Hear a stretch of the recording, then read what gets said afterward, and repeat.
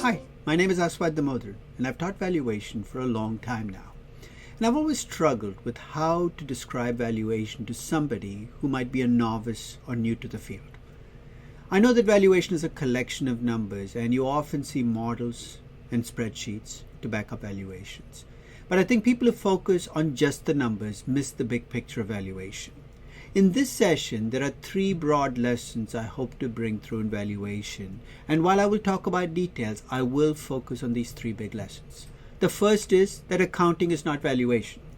Accounting reflects the past. It records the past, and you see it in income statements and balance sheets and statements of cash flows.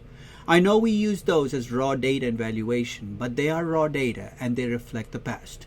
Your job in valuation is to look forward, is to look at the future, and sometimes that requires a shift in mindset, something that takes you away from looking at the past, those accounting statements, into making forecasts for the future. Second, while valuations might be full of numbers and use Excel spreadsheets to back them up, valuation should never be just about the numbers. In fact, I'm a great believer that a good valuation is a bridge between what and what, you might ask, between the stories on one side and the numbers on the other. A good valuation, the numbers should each have a story to tell, and every story should have a number to back it up. In my valuation class, I tell people that if they're number crunchers, I want them to be number crunchers with imagination. And if they're storytellers, I'd like them to be storytellers with discipline. You require both sides of your brain to be good at valuation, and let's talk about how to do that better. And third and final, all too often when people talk about valuing something, they're really talking about pricing that thing.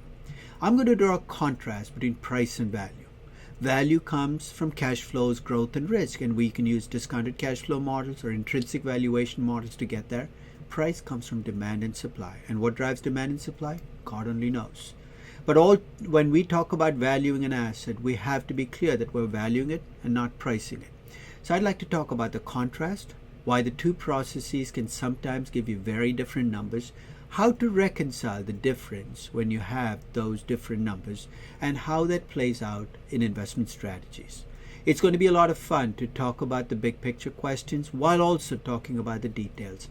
And I hope to see you at this session because we can talk about everything that might interest you in valuation.